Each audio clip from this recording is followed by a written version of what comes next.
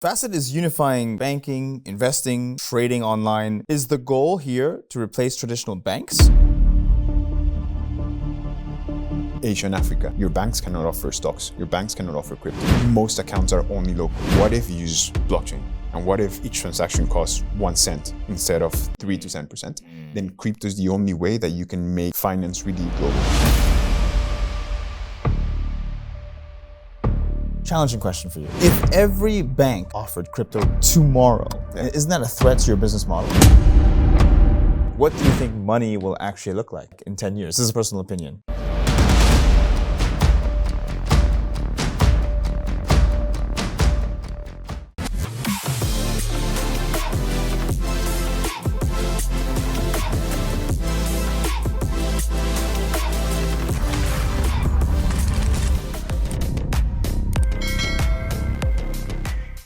What's up, guys? Welcome back to another episode of the Traders Brawl podcast. I'm Adel, your host. This is the podcast where we feature entrepreneurs, money gurus, business leaders, and even fitness freaks on the show. Every week, we sit down with different people and innovators who are rewriting the rules of wealth, health, and tech. Today's guest is Jose Fernando Pereira, who is managing director at Fasset, banking, investing, trading, all in one, building the super app for global finance. I'm really excited for this podcast. Jose, welcome to the show. Thank you so much for having me. So, Jose, I want to know, before we get into it, give a quick introduction about yourself and how you came to be the managing director of Fasset. I was born in Ecuador, left home when I was 18. Then I lived in the UK, lived in Japan, lived in Luxembourg, and I've been here in Dubai for the last 3 years, almost 4. I developed an unhealthy obsession with technology, with crypto. I was very fortunate to get into the industry quite early, 5-6 years ago. I started at traditional finance and transition to Swissborg Ventures, the corporate venture arm. And then we went off venture building with 2 partners. And when I was doing venture building, we were taking care of everything from tokenomics to fundraising to actually building the platforms and the products. And then every time that we would build a platform for tokenized real assets, we would reach the same barrier, which was, okay, we've built a platform, we've raised, let's say, a seed round. Now, who's going to buy these assets? And then what do you need to actually be able to sell them and market them? So I did this across different industries: shipping, unmined minerals, insurance contracts, which was basically bringing yields off-chain, bringing them on-chain. And most of these, for example, insurance and reinsurance had very high yields, shipping as well, from 20 all the way up to 40%. Wow. So there would be a market for that in crypto. But the barrier that I always had when I was doing venture building is that we would get stuck in the approvals with the licenses. And then you would have the platform ready. And then, okay, now we need to go all out with marketing to sell. But you cannot start the marketing until you have the licenses. So I think that there's a chicken and the egg problem there with tokenization. And that's what slowed a lot of the platforms now. For the platforms that are trying to do it the proper regulated way. And that's when I came across Fasset and what they've built. So they had actually solved that because they had built the user base, 500,000 users, and they have gotten the licenses to operate in the UAE, Pakistan, Indonesia, Malaysia, and Turkey. So that's how I went from, discovering crypto all the way to getting in touch with Fasset first. And when they told me what they had built, I went all in. I left everything else that I was doing. And it was, okay, how can we leverage this infrastructure to not just bring more assets to users, but also to solve this problem that I experienced firsthand for as many builders in real-world assets as possible. Interesting. Really, really interesting take. And what were you doing before crypto? What was it that you were actually immersed in? I was doing crypto on the side, but I was doing traditional finance. Oh, you were in TradFi. Funds. And so we were doing fund operations and financial analysis, and you were seeing, all these big funds doing 8 to 15% returns. And then I discovered crypto for the first time. I see it go up by a lot more than that. And then it can also crash more than that. It's like the naivety of the first time that you try it. But then that's when you're on. And I think this trend is very much prevalent among people who are transitioning from TradFi. It's a natural evolution.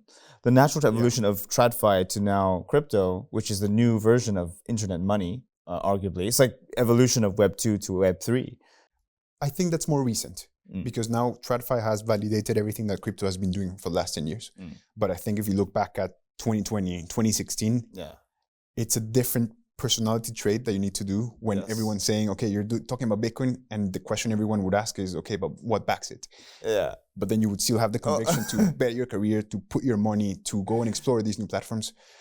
So I think it's more of an early adopter trait than a traditional finance to crypto transition. It's very interesting. Back in 2016, 2017 days, Bitcoin was used for drugs. Well, one of the reasons, I don't know other reasons, but maybe black market stuff, you could say, the category. And that was the use case it had, because you're not going to use real money to buy drugs. Whatever you want to do, that's your business, who cares? But the transaction, it facilitated this market, this niche market of, if you want to buy drugs or XYZ, you need to convert your fiat into Bitcoin. There's a process to do that. Then use that Bitcoin to buy the drugs that you want, and you'll be delivered to your house, and it's safe. Apparently it's safe. Apparently when you use Bitcoin, there's no way to track it or trace it. I don't know. Maybe even if it's on the blockchain, which it was, there's no way to track and trace it that it was you.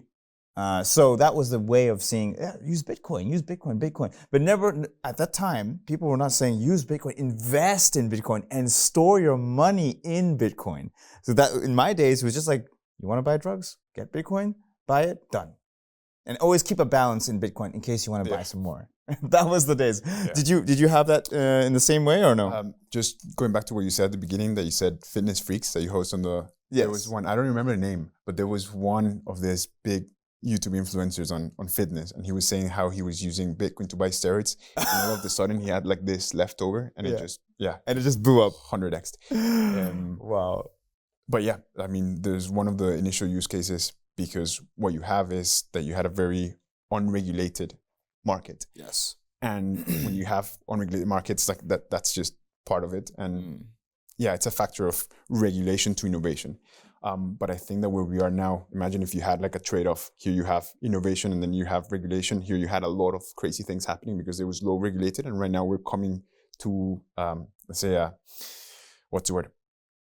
A sweet spot in terms of that combination. Yes. But see, some people have different views on this. We're going from unregulated to super regulated, where we're now including the idea of CBDCs, central bank digital currencies, which some view it as a threat to financial freedom. Because CBDCs is absolutely surveillance on pretty much anything. You spend it, where you spend it, how you spend it, and they can even include deletion of your money and include stops on where you can buy it and buy stuff and stuff like that. What's your view on that? I think that those thoughts are going to be very public, and adoption might be difficult unless enforced. Yeah. Also, in terms of stablecoin, the technology to create stablecoins has been commoditized. Yeah. Because before it was like, okay, there's only USDT and USDC. Yes. So you just integrate. But now every platform, at least the ones that we talked, and it's something that we've even put into a roadmap after consideration, is that you can create this yourself. And if you own the customer relationship, then you can just introduce it as the first option before USDC. And what that means is that you capture the yields, because the business model of Tether is that they have treasury bills that are backing the USDT, and they mint $20 billion, and then they earn the 4% of that. And right now, Tether is the most profitable company per capita in the world. So now what all the companies have realized is that, okay, you can do the same thing. You can back it with treasury bills. Ours would be backed by Sukuk, so it's Islamic finance friendly. And then you can capture those yields. So I don't know how would that compete, like everyone launching their own stablecoin versus governments trying to say, okay, we're only going to do one stablecoin, ultra controlled, and it defeats all of the ethos that Web3 has been talking about for the last 10 years. So I don't know how it's going to play out. Yeah. I think there's going to be resistance. I would bet on the business case, which is if they own the business relationship and they would have the infrastructure, then it makes sense for them to launch their own stablecoin and capture those yields. The biggest opportunity is not just in capturing those yields, but passing those back to the users. Yeah, and I think there's a way to integrate the two. Like many can exist in harmony, because for the country to run, you have to use the currency of the country, like you would for anything you buy. But you can still have your own stablecoin, but you still need to convert to this stablecoin in order to operate in the country, like paying your bills, for example. You pay your bills in this AED in this country, or in other countries, pesos or dollars, whatever. I think that this model of you can have your own stablecoin, but when it comes to paying for services, like going to use the metro, you must use our currency. Yeah, that's possible. The only thing that would have to be balanced there is that you would have different liquidity levels for different stablecoins. That's why, like Tether, okay, it's worldwide. I think I don't remember how many billion. I think it was probably around 100, around at least in terms of market cap of USDT.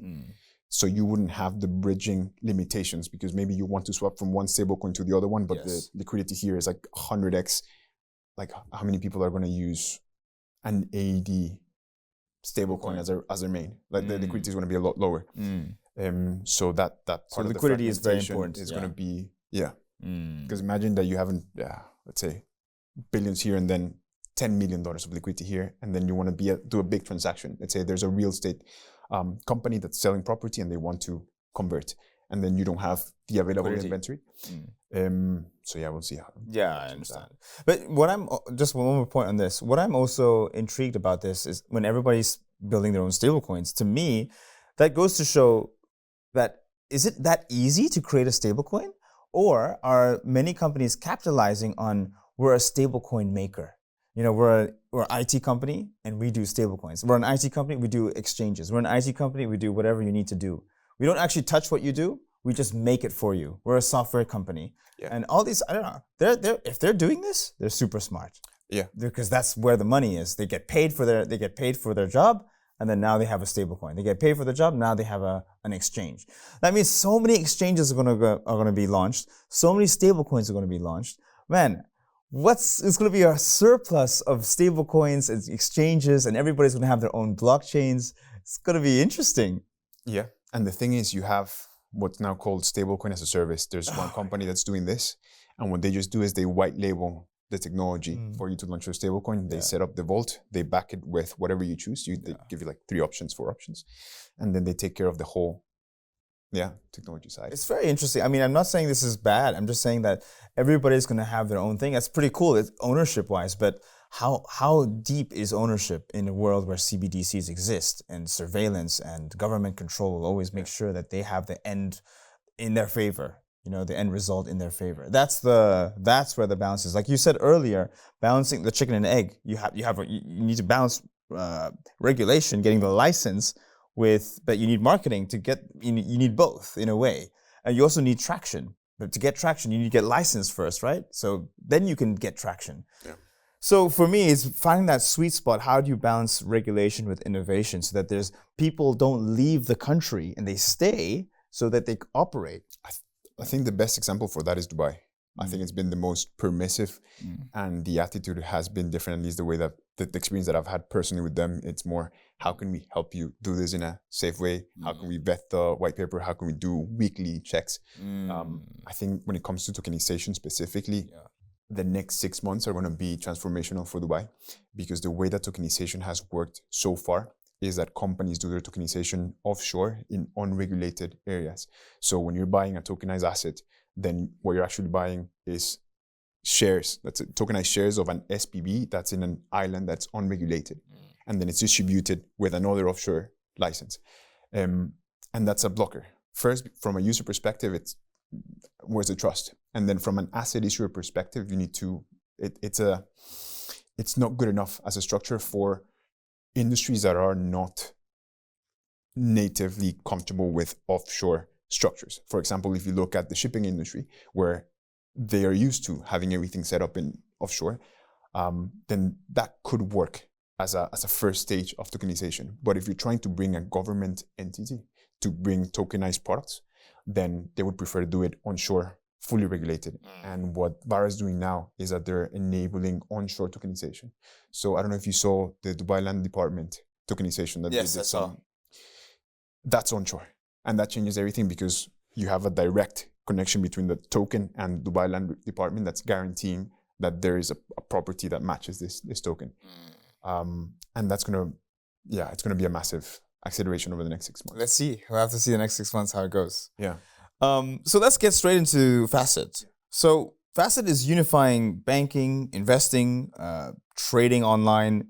Is the goal here to replace traditional banks or to work with them, or both? There's multiple ways to see it. In terms of replacing traditional banks, yes, to a certain degree, because you're going to have advantages that your banks cannot offer. So Yeah. if you look at most local banks, UAE is a special scenario, but if you look at the rest of the world, let's say Asia and Africa, your banks cannot offer stocks. Your banks cannot offer crypto. Most accounts are only local. So I think that there's a value proposition there where you have a global bank that has USD accounts and global debit cards. So on that side, yes. So you can these people in the third world countries can directly invest into stocks when right now they can't. There's limited options. There's limited options. There's no Robinhood. There's no interactive brokers in So most they don't of these operate countries. there. Yeah.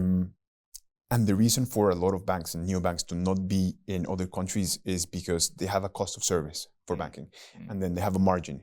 So if your banking margins are 40% in the US, UK, and Europe, in these markets, it's probably 10%, and you need a lot more users. And that's why in developed markets, you can have a lot more banks because of the higher margin. But normally what you see in developing economies is that you have 3-4 banks that just have the whole market. Wow. Because the unit economics need to reach that to survive. The point with this is that that's with a traditional tech stack. But what if you use blockchain? And what if each transaction costs 1 cent instead of 3 to 10%? Then crypto is the only way that you can make finance really global. And that's what we're doing. So you're trying to also help with the global adoption of crypto. You want everybody to be using crypto as well, in a way. Crypto is a technology, but we don't necessarily need to make them buy Bitcoin because all of our products are on chain. So the app runs on chain, but the user experience is like any neobank. So when you look at Apple stock, S&P 500 on our app, it's a tokenized real world asset. When you do any transaction, right now it settles on Arbitrum. So yeah. Okay. And what sort of yields does Fasset provide? Because banks provide yields as well. I'm guessing Fasset will also provide yields. Right now we have 4.5, which is yields that are backed by Malaysian government sukuk. Malaysian? Malaysian government bonds, and we're the biggest distributor of their bonds. Okay. So that's what's backing the savings product. Okay. Yeah. So if I keep my money with Fasset, I can earn 4.5% a year. Yeah. Okay. Yeah. Interesting. And that's interest. That's interest, or That's interest paid every time, monthly or yearly? We have monthly, and then we have the long lockup yearly. Okay, That's you lock it up higher, but the monthly as well, which is flexible. And then we're launching more yield products because one thing about Fasset is that Sharia compliant. So there's a lot of yields that you cannot. So I'm curious to know, why is it?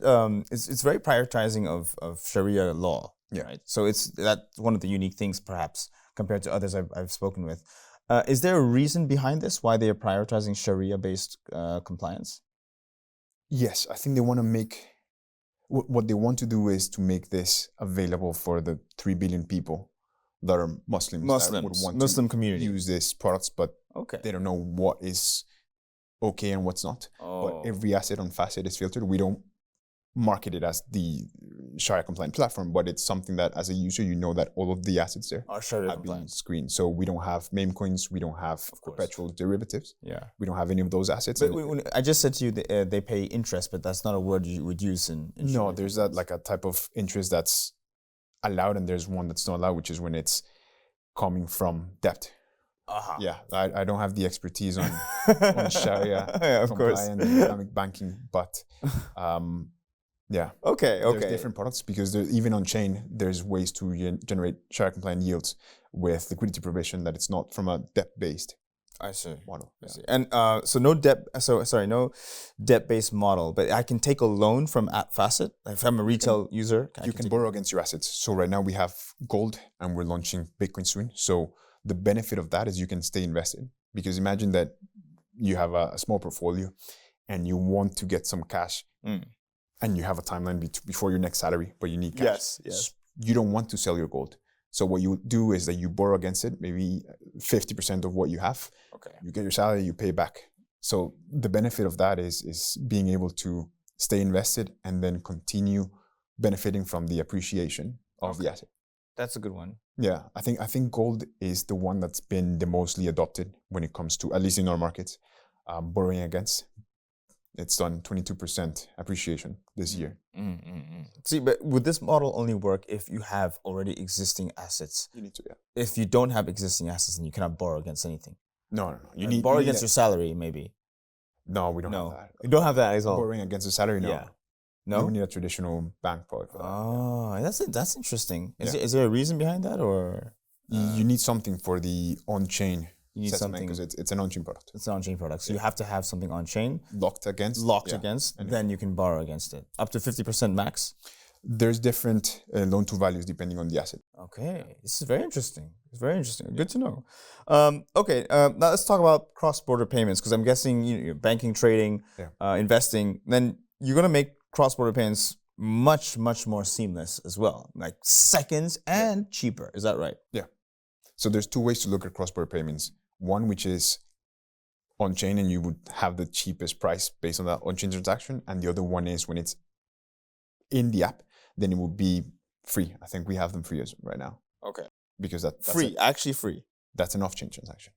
Off-chain transaction. Okay. But say, an example here. Fab to FAB, which I'm with. If I send money to FAB client, it's actually free. Yeah. So is it the same thing with Fasset? Fasset to Fasset free. Fasset to Fasset user is free. Absolutely free. And then for other accounts, it's a small fee, but it's like in cents. Yeah. Okay. That's good. Good to hear. I should sign up. Yeah. I want to know more now in the tokenization and technology side. Yeah. I hear that Fasset is launching their own Ethereum layer 2. Yeah. Is that right? For tokenized assets. So why build it yourself instead of relying on existing chains? You're building your own, is that correct? So why not rely on somebody else? We are partnering with Arbitrum and Gelato so that we build it together. So we're not building it from scratch. We're building it with them with the proven tools and infrastructure that they have. Why are we launching our own chain? Yes. Everything, like I said, on Fasset runs on chain. Right now, what we have is that we have fragmented TVL, stocks on Arbitrum, gold on XDC. And when we're launching these new on-chain products, for example, the card, it's going to be on a separate chain as well. So there is a benefit of vertically integrating everything into one solution. One is to capture the full spectrum of the fees. Second is that when we have asset issuers that want to launch with us, because the reason they come to us is because we're the only place or one of the only places where they can actually sell their assets. Because if they go to another platform that doesn't have the licenses, then they're stuck. They could go and tokenize on Solana, but in order to sell directly to retail, then they would still need the local licenses that most platforms don't have. So there's asset issuers that come to us for the distribution. And now what we've made it simple is tokenize on our own chain, distribute, sell on Fasset. So we're vertically integrating everything into one solution. One-stop shop. Yeah. Interesting. Okay. Yeah. So it's good to have your own blockchain because that way, you've got more control and things run on chain. On chain means it should be your chain, not somebody else's chain. Yeah. And of course, you can integrate smart contracts in the chain. Yeah. Easily, seamlessly. Yeah, it's a layer 2. Same functionality as Arbitrum. Yeah. Wonderful.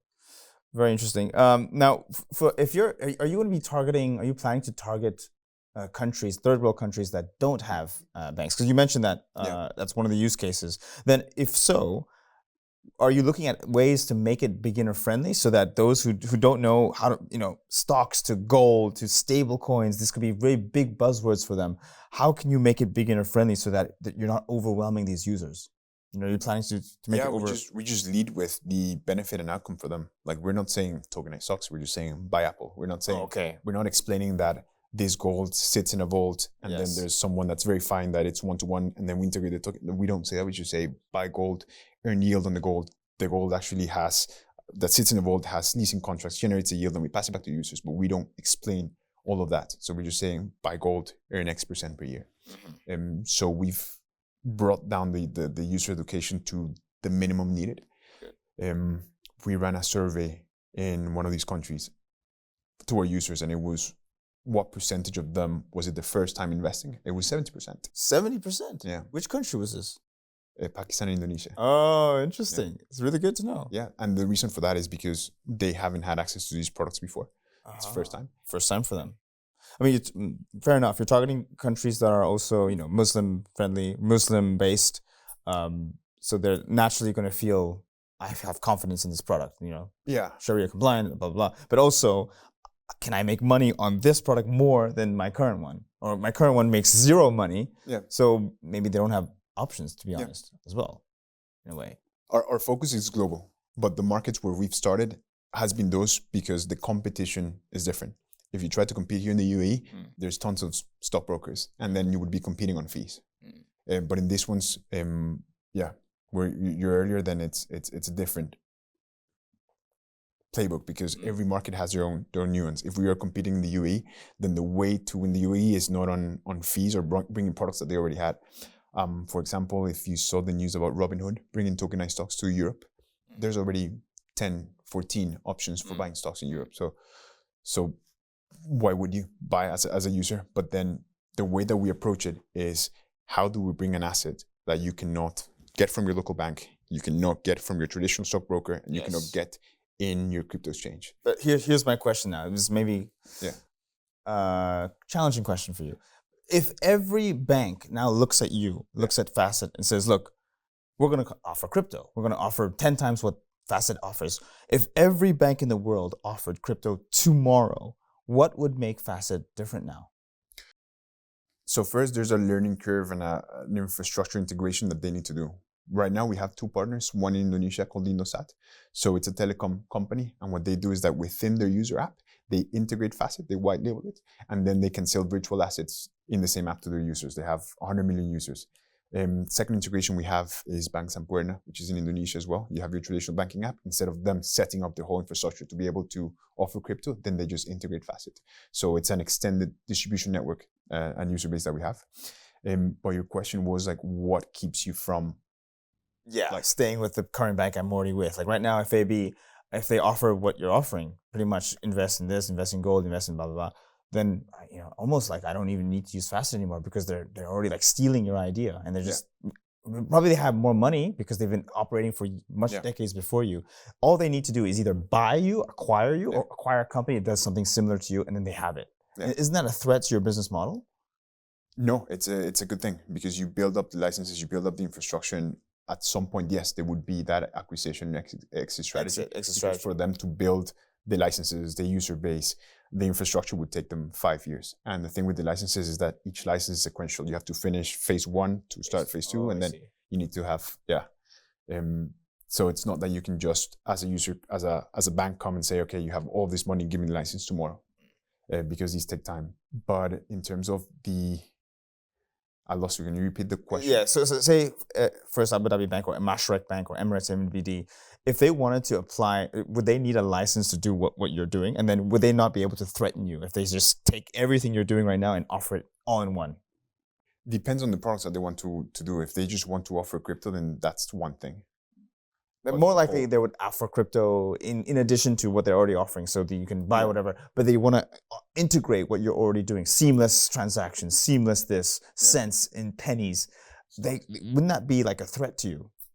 It would be a partnership. It would be a partnership opportunity for them to just integrate everything that we built so they can offer the stocks, because banks in the rest of the world countries, they just can't offer stocks with their current infrastructure. I think crypto would be an easier integration in that sense. And I think that how we are thinking about this long term is, like I was saying before, is bringing assets that you cannot find anywhere else. And that's where having our own chain makes the whole difference. Pre-IPO, for example, tokenized pre-IPO, companies that are offering private equity. I think that's where the opportunity is. Either they would find another partner to make them be able to become crypto friendly, or they use you and they partner with you and say, hey, we want to offer crypto. What can you do for us? Fasset, help us. Yeah. So in a way, it's more of a partnership than a threat. And I think this is what's happening in fintech and crypto just all across. So it's not about building your own tech stack from the ground up. Yeah. It's become more of a stitching together the solutions. Extensions. Yeah, and you integrate. So you would have a partner that takes care of the on-chain card. Then you have one for the virtual events. Then you have another partner for third party. The stocks, tokenized stocks. And then you have everything into one app and you focus on the user experience. And so I guess the threat is not more like you against the bank. It's more like if the bank has so many different options to choose from, Fasset is one, Swissborg, another one. You then have to stand out from all the other guys and say, well, we're better than them. Yeah. Partner with us. I just don't think that 90% of the traditional banks have that DNA of innovation. Yeah. And that's why a lot of the fintech just become unicorns, because they've had the same infrastructure for years. Yeah, I know. Revolut and Monzo, Starling Bank, or some banks I use. Revolut is still number one for me. Yeah. I don't know who they use for their integration. They should have used Fasset maybe. They've integrated crypto for a long time. They were way longer than Revolut is you. fantastic. So what I'm saying is the person that integrated, or the company that integrated Revolut, that's your competitor. Yeah. In a way. In a way. But the thing about Revolut is that, yes, they integrate to offer this in Europe, but then they're only available in Europe and the UK, if I'm not mistaken. I think so, yeah. So not in the rest of the world. I know they've just gotten a license here in Dubai, which is a good thing. But there's still 6 billion people remaining. There's a lot of people. There's a lot of countries that are unbanked. That don't have neobanks and all of these functionalities. Exactly, and that's where Fasset can come in, and of course, appeal to the Sharia compliant niche. Yeah. Okay. Moving on, future challenges. With tokenization and digital wallets evolving, what do you think money will look like in 10 years? This is a personal opinion. Like, what do you think money will actually look like? Because this is a rate where we're going quite fast. CBDCs, everything digital, cut out fiat, or maybe remove physical cash. What will money actually look like in 10 years? My bet would be that everything runs on chain invisibly, and people just treat it as US dollar. Versions of the US dollar, not necessarily even calling it stablecoin. That's why you see tons of adoption in markets where you don't have US dollar as a native currency. Think of South America, where you have countries like Argentina, for example, that you have a maximum limit of how much you can convert of your peso to dollar. I think right now it's $2,000, but 2 years ago it was 200, which is insane. So I just think it's going to become the normal, the same way that, what other example can I give you? It's hard to give because we haven't seen something like. It's like when you think about using a delivery app, you're not thinking, okay, there's like actual GPS technology that powers this. It's just ordering food. It's just, I don't know how it works inside, but it does its job. Yeah, so it's just going to be the same thing with the US dollar and with other currencies, but I would say mainly US dollar. Yeah, okay. And nobody's going to, everything you're going to say, your point was that everything is going to be on chain. Yes, and invisibly. And? Invisibly on chain. Yeah, invisible or visible? Invisibly on chain. Like only the people that have been in the industry for 10 years are going to be thinking, okay, this is how it works. But 99% of the world is just going to be like, this is. And physical cash, do you think that's still going to be around? I think that it's a consumer behavior it's a progressive shift. Like I was in. You think that they're not going to accept banknotes? No, sorry, we don't take banknotes. Crypto only, or this US dollar only? That's going to be gradual, right? Because when I've traveled to different countries outside the UAE, I used to have the thought that we're competing with Binance or with Revolut in different countries. We're competing against QR codes. We're competing against people that use cash. So you're competing against the user behavior rather than comparison of features and prices of platforms. So that's something that's going to be a little bit slower. Interesting. But at some point. Interesting. Okay. Very nice. And then looking into the next evolution of Web3, which is, I guess, Web4, what does that look like to you? I wouldn't know. Read right on. Something AI, blockchain, something quantum maybe? Yeah, what comes after? There was actually a time last year that I was seeing a lot of deal flow, and there was people raising money saying that they were Web4. I don't even remember what it is, but there was people using the buzzword just for raising money. But I wouldn't know what that Web4 would be if you already have ownership. So I'm trying to imagine 4D or 5D. You know 3D, yes, but what's 4D? So maybe we're not ready for it. Yeah. I think we need to get adoption at the Web3 level first, real global, before we try to take it even further. Well, that's a great note to finish on. We need adoption. So I want to thank you for your time. Jose, thanks so much for this insightful discussion. I learned a lot from Fasset myself. So final question for me is, if I wanted to onboard, how can I onboard to become a user? Very easy. You just go to the App Store, download Fasset. Register. KYC in less than 3 minutes. Okay. And you can right away to invest. And start Can I, of course, send my assets in there? So if I want to borrow against it. Yeah, you can do everything. You have direct fiat rails, so you can integrate it with your current bank, so that you only do one-time verification, and you can just move money seamlessly between your traditional account and your Fasset. Okay. And then you can start using any of the other parts. And what countries does it operate in currently? Right now, we are available in the UAE, Pakistan, Indonesia, Malaysia, and Turkey. Malaysia and Turkey. 5 countries. Wonderful. Great. And for those watching, if they're interested to get in touch with you, where can they find you? My Twitter is where I'm the most active. Okay. JF Pereira 1. And yeah. Brilliant. Thank you so much for your time. This is very insightful. So we'll leave all the links in the description. So when users watch this, they'll be able to directly follow you. Fantastic. Thank you for your time. Appreciate it. All right, and that's a wrap. Thanks so much for watching. Hope you found this insightful. We'll leave all the links in the description. Do check it out. Do check out Fasset if you're interested in Sharia compliant products, integrating your crypto, borrowing against your crypto. This is the one to at least try it and explore it for yourself. And if you have any comments, do reach out to Jose directly. Thank you again. I'm Adel, the host. You're watching the Traders Brawl podcast, and I'll see you next time. Cheers.